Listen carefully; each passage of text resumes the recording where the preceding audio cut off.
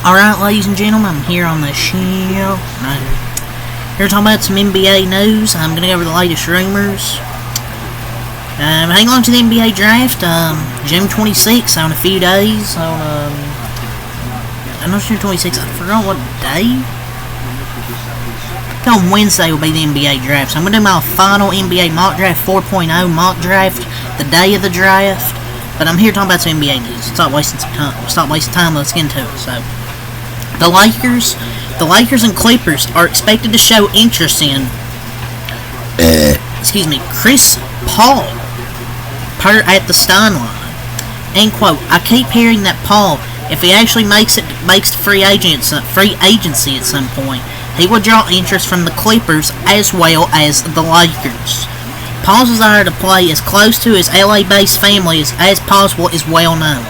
But I'm told interest in bringing him to the Lakers might not be unanimous within the organization, despite Paul's well-chronicled friendship with LeBron James. End quote. I mean, I don't know with the Lakers. I mean, he can come off the bench for him. He wouldn't be a bad pickup because you need experience and playmaking. He can still playmake. His scoring isn't obviously what he used to be, but obviously he can give you some good minutes as a backup. Good playmaker. You can have him as a vet minimum off the bench, but he's what, near 40? He's gonna retire soon. Excuse me. So the New York Knicks, they're a team to watch for Paul George, at the Stein line. End quote. Another trusted source has advised me to keep the Knicks on the list as a potential trade suitor for George if the All-NBA swingman indeed opts into the final season of his current contract at $48.8 million. That step will position George to push for a trade to another team. End quote. I don't know. The Knicks would be interesting.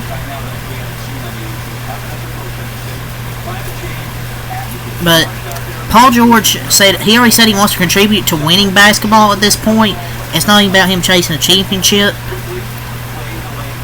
I mean, he's okay during the playoffs. He's not as bad as people make him out to be.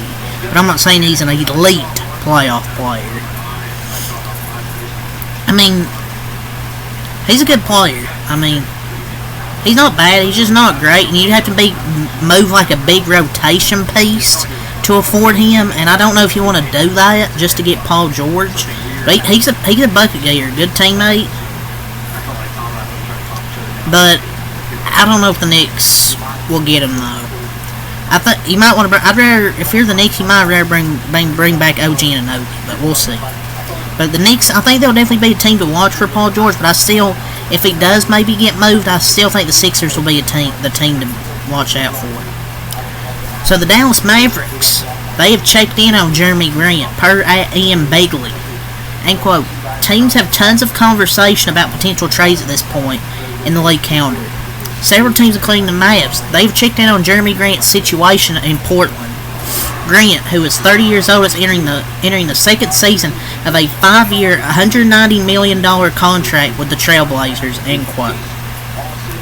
I feel like the Mavs would be a perfect team with him. I feel like it would fit over there with Luka, Kyrie, Gafford, and all them. I feel like that he would be a perfect fit at the wing. He's a great fit because he can score and he can defend, and he'd probably play small forward. And yeah, I know you're trying to get, and people will be like, oh, you're trying to get defenders to overshadow Luka's weak defensive abilities. Yeah, that's the point. But I wouldn't say Grant's an elite defender. He's solid. But I feel like he'd be a good role player. I'm just saying he'd be a good role player. They could give him some scoring. Say if Kyrie's having an off night or Luka's having a so-so game, he can get you some buckets.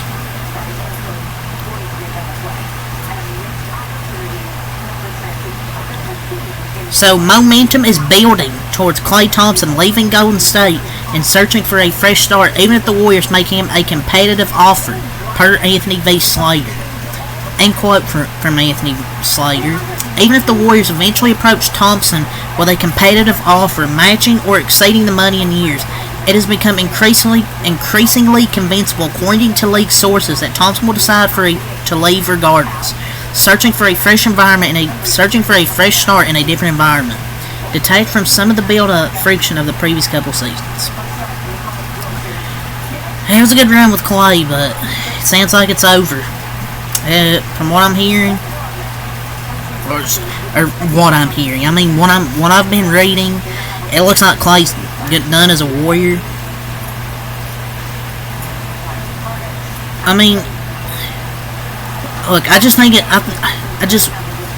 offense is redundant, feels at times and stagnant. Like, he's just declining. His bad play is not, or maybe it doesn't have anything to do with the offense. It's just he's declining. And often he's wide open, considering defenses only care about Steph now. 2 massive injuries has fallen off. Older players don't get better when they get older. Clay had a lot of open shots last year, and he missed a lot of them, so.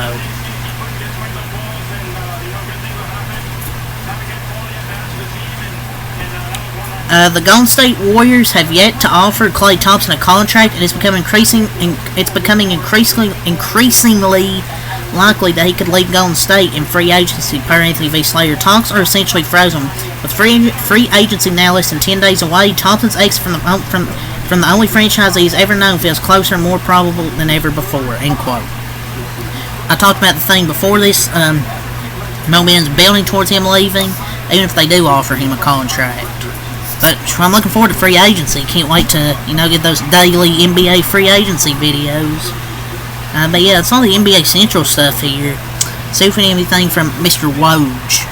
Phoenix Suns center Drew Eubanks is declining his $2.6 million player option and entering free agency, sources tell ESPN. After signing a 1+1 deal with Suns, he averaged 5 points and 4 rebounds per game. Bottom tier role players are declining millions of dollars in guaranteed money. That's insane.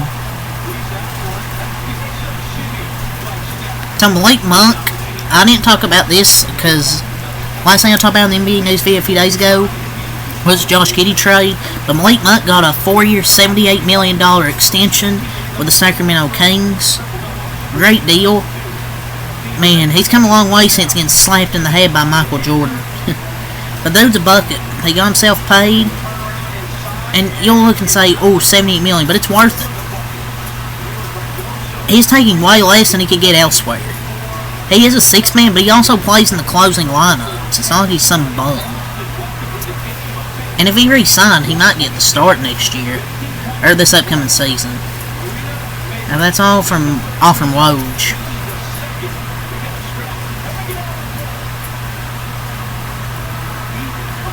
Yeah, nothing else. But yeah, that's all the NBA news I want to talk about here. So until next time, Alkalot. Peace.